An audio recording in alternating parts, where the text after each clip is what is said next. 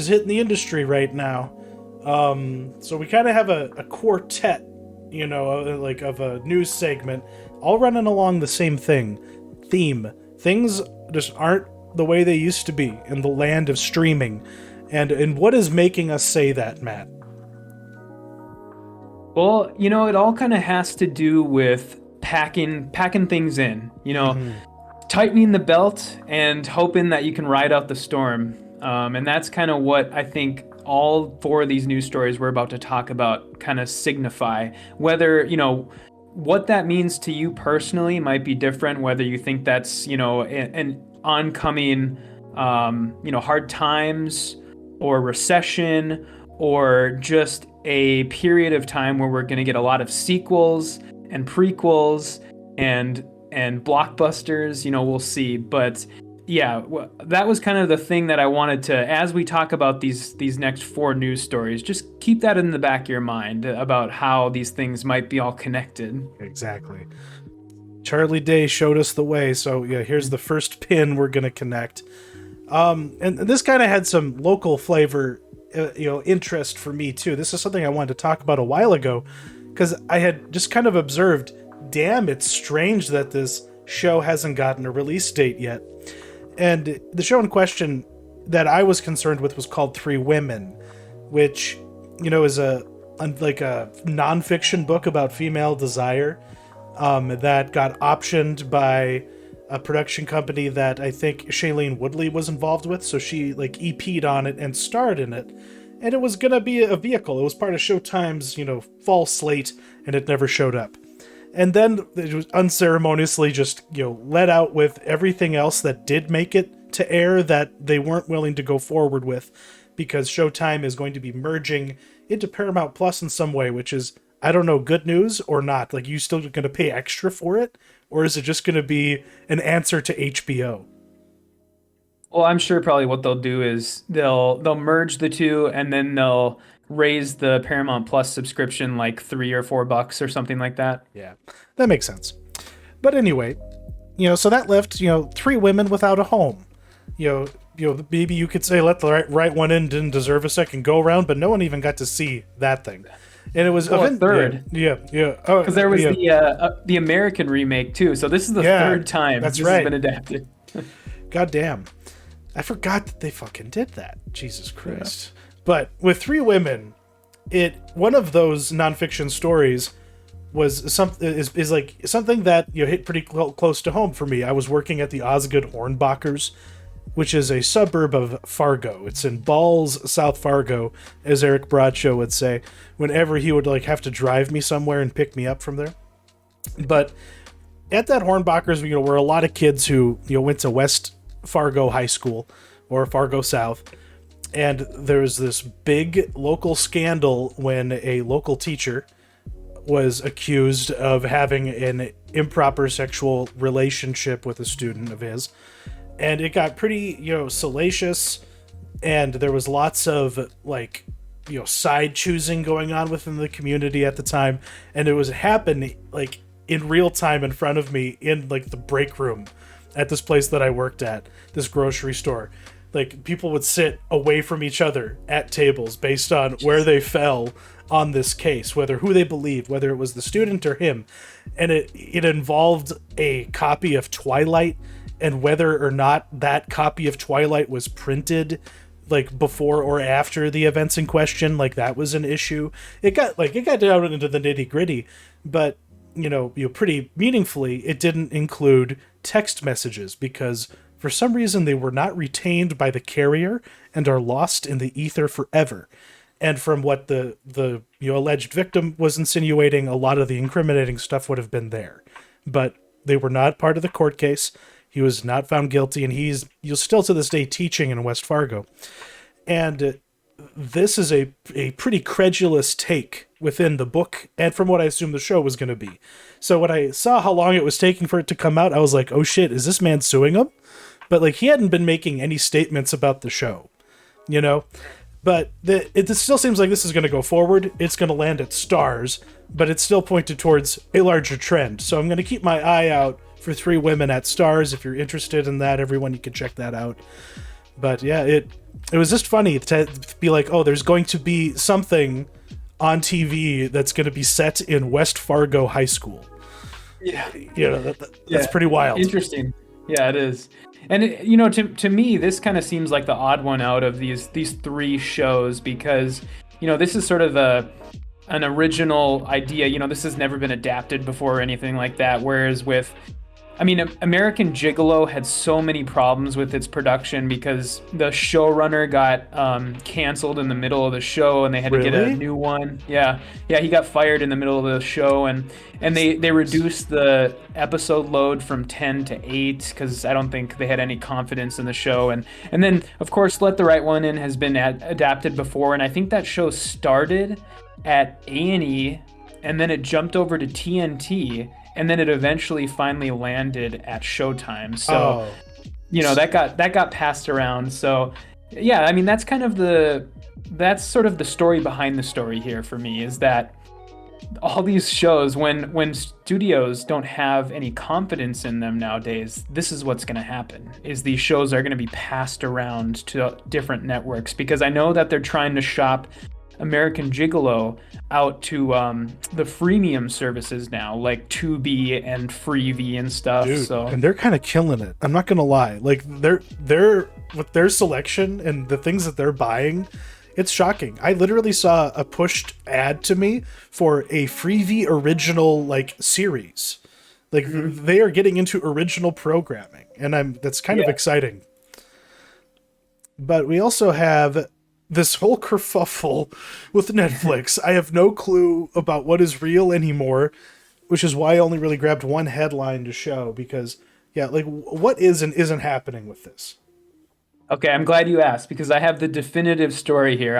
I did the legwork. So January 31st, Netflix updated the support page on their website to say, with a vague statement basically saying, subscribers will no longer be able to share their passwords with people outside of their household. And that was it. That's all it said. So a bunch of websites ran with that headline saying, basically pissing everybody off, making everybody aware of the changes. Then, a day later, Netflix clarified what they meant. And what they meant was that the account holder in the future will have to establish a primary residence. And then if you live outside that residence, in order to use that Netflix account, you need to connect to that house's Wi-Fi once every 31 days and open the Netflix app. And then it'll basically sense that you're on that Wi-Fi, and it'll give you the okay for the next month. And then you have to do that once a month. And people were pissed about that because people brought up a lot of, good points. Like, what if I take a long vacation? What if I'm a college student? What if I move? What if I have Netflix through my phone company?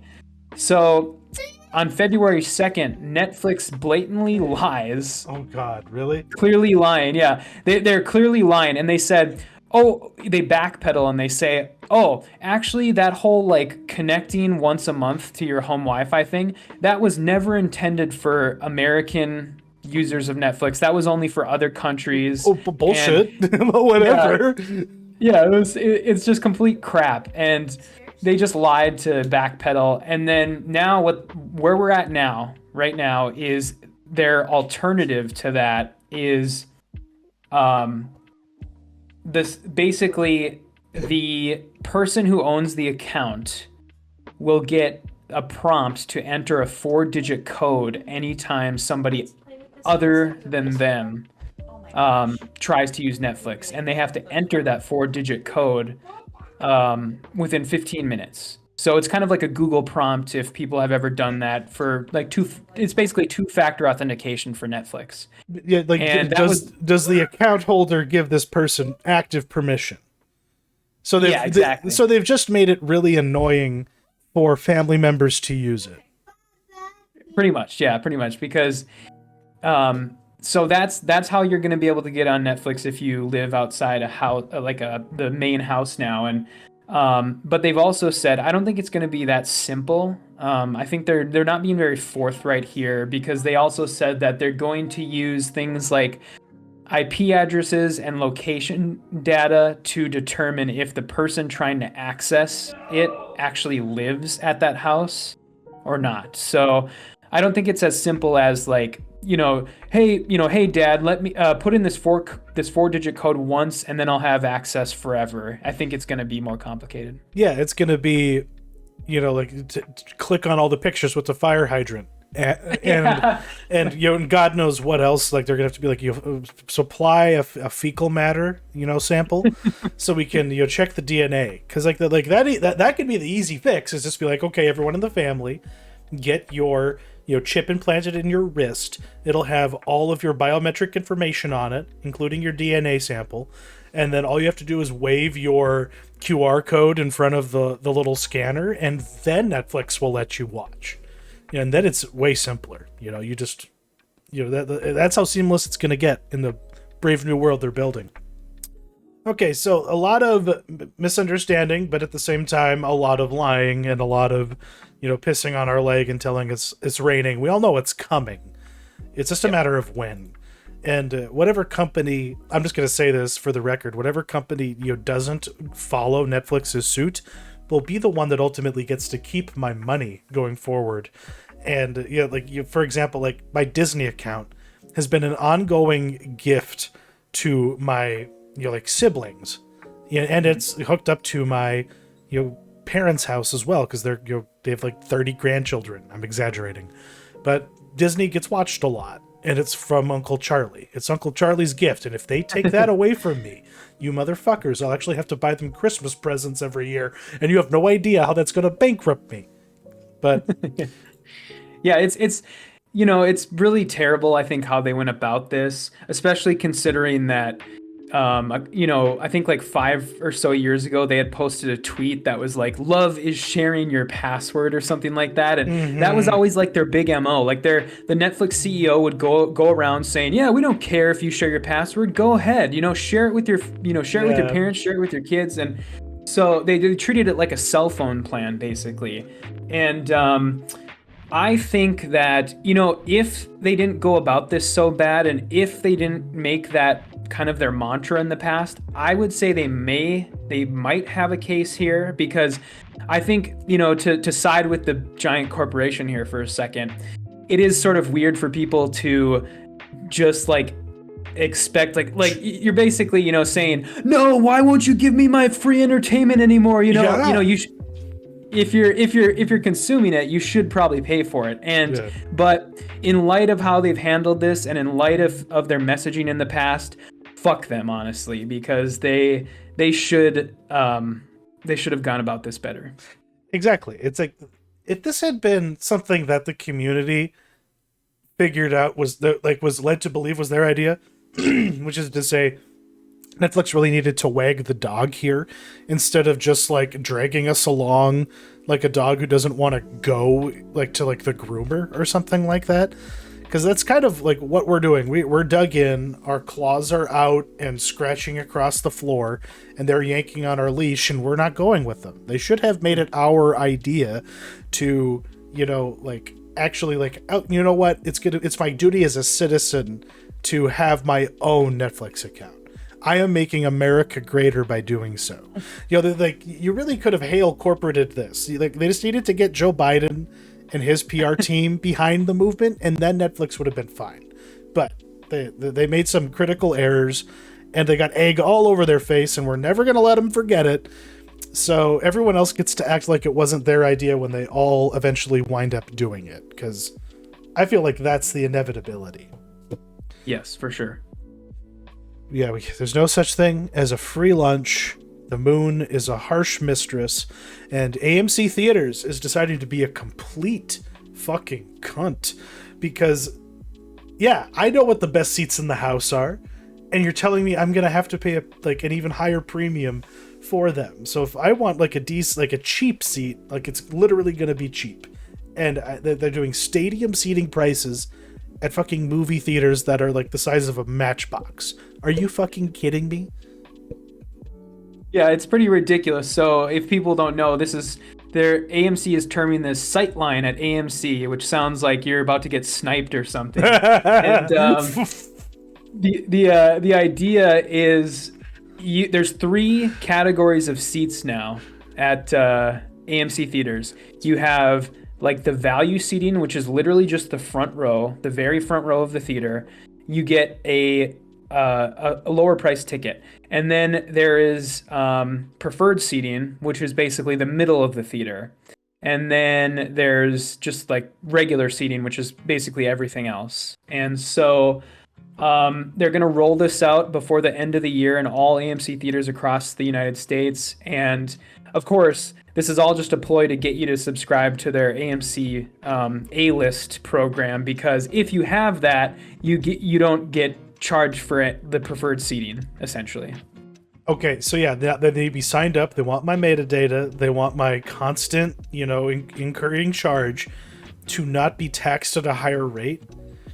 Yeah, they're gatekeeping. They're keeping the pores out. And let me tell you, I haven't seen a full theater since I saw Spider-Man way back when. At least it doesn't seem like, even like Doctor Strange wasn't full. Black Panther was definitely empty. Other than that, I can't think of, like, maybe Top Gun had a lot of people there. But yeah, other than that, like, no one's going to fucking movies anymore. So, which is why they're stinging you. It's like, this is a trend across all businesses. Your red line, you make your customer hurt and pay the most because you know that they either have already left you behind or, aren't ready to and will grit and bear it, and they'll just nickel and dime you the whole way. From trailer parks to movie theaters, it's happening everywhere. Yeah, I mean, it's such an awful business model because it's like, instead of trying to lure new people or the people who aren't coming to the theaters, let's just punish the people who are actually coming, who are actually, keeping us in business. And yeah, I mean, I just got to say this again. I know I said this maybe a couple months ago when we talked about another AMC story, but pretty soon it's going to be impossible to know how much you're going to pay for a movie ticket until you're literally standing in front of the kiosk at the theater, because your price is going to be affected by the time of day you go, the day of the week you go, the specific movie you're seeing, whether or not you're seeing it, in IMAX or Dolby or 3D or whatever. There's so many variables that go into a fucking movie ticket now that it's so annoying. And I mean, even stuff like, did you hear about what happened with that 80 for Brady movie? No, enlighten me. This past week? Okay, so this actually can work both ways because so 80 for Brady has been out for a week now, and since last Friday when it came out, Paramount sent like memos to all the theaters across the US saying, make your movie tickets prices a couple bucks less than every other movie that you're showing, and we'll cover it for you. We'll cover the back end for you. And theaters actually did this. They made the tickets for 80 for Brady like 20 to 30% less than every other movie they had. And that made 80 for Brady make $15 million in a week. And so this goes both ways. Interesting. Yeah. Mm-hmm. Well, still, fuck them. It's awful. It's awful because it's the ticket masterization of going to a movie. Because we are about to see a time in certain parts of the country, probably everywhere, but definitely like in Manhattan, for example, when the time comes to see the next Avengers movie. God knows whenever we get another movie with that title in it, but whenever we do, there's going to be a new paradigm. There's going to be this new thing in place where someone has like where the prices are so variable that they are driven by a marketplace invisible to everyone but those paying attention, where it's like, okay, they have finally come available, I'm going to buy it with a bot, like immediate, like a horde of all the primary seats I can snap up, boom, I'm going to get them with my bots, and then I'm going to make them available on a certain other marketplace at a rate that I determine, that I'm willing to put it at. And, it's going to be whatever AMC sets it at initially, but then the scalpers are going to move in. And if you want to see a Spider-Man movie, it's going to kill you. Because that already happened in some places, didn't it? Like, people were paying outrageous sums, or like at least expecting outrageous sums for a movie ticket. Yeah, well, when I went to the last Star Wars movie, the last episode 9, it was I went on opening night, and I think the ticket was $25, and it was only for that. Like, it was I looked at the prices for the next day, like Saturday, and they were back down to normal. So they were charging more just because it was opening night, essentially. And I can understand that if you have like security costs, you know, in the world we live in, you know, that kind of thing. I can see that being the explanation. All the same, it sucks. It's kind of what was setting theaters up to already have a bad 2020 before, you know, an unnamed virus of unknown origin showed up. But people are literally just gonna. I mean, you mentioned this about how theaters are a lot of times empty nowadays. People are literally just gonna buy the cheap ticket and then move seats once the trailers start. And that's I did that. I did that because my local AMC is so fucking shitty that like they have certain lights that are just always on. Maybe this is true in all movie theaters, but they had a light that is like supposed to be beaming down into the doorway with the hallway when you walk in, but it hits the stadium seat that I had grabbed in the back row, and so I had a light literally shining on my head trying to watch a movie. I forgot which one it was, but I was just like, "Are you fucking kidding me? Is this real life right now?" And I fucking hate AMC, but I'm tired of bitching about them. Let's bitch about something else. Exactly. Got to advance. Because, yeah, I'm really proud of this graphic. It took me a long time to beat Canva into submission and make it happen. But yeah, the streaming bonanza is over, ladies and gentlemen. You know, David Zaslav was always right, is basically, you know, like the refrain that is coming to me. Because everyone else is kind of getting the same hint. I know Apple's steadfastly going to pursue their bullshit, obviously. But yeah, Reed Hastings isn't quite sure. Bob Iger isn't quite sure. Yeah, it's going to be a very different landscape moving forward for like the rest of the decade. Like the last 10-year boom that we had, you know, starting with what was that, House of Cards on Netflix? Yeah, that kind of kicked things off, and now we're someplace entirely new. Where are we at? What's the field look like? Yeah, so this past week, Disney had their like investor call and basically revealed that Disney Plus lost them $1.5 billion this past quarter. And Bob Iger was very quick to offer his form of solutions. So what those solutions meant was more sequels in the form of Frozen, Toy Story, and Zootopia, 7,000 jobs cut across the entire Disney company. And he even tossed in the idea of a possible Hulu sale because Disney owns 2/3 of Hulu. Holy shit. So, yeah. who owns the other third? Is that like NBC? I think it's just a bunch of... It's a lot of small investors, I believe. Okay, because that's interesting. Because I hate the idea of Disney having so many streaming platforms. I want more diversity and ownership if it's possible. So... a platform like Hulu has enough of a user base that they could conceivably survive after like excising itself. But at the same time, $1.5 billion, it might be because of me, because of my Verizon promo price of $7.99 that I still pay. Like, my price has not gone up. I am still locked in at that rate, you know, in the year of 2023, and I don't know how long that's going to last, but conceivably they can't keep rewarding me for being a loyal early adopter forever, can they?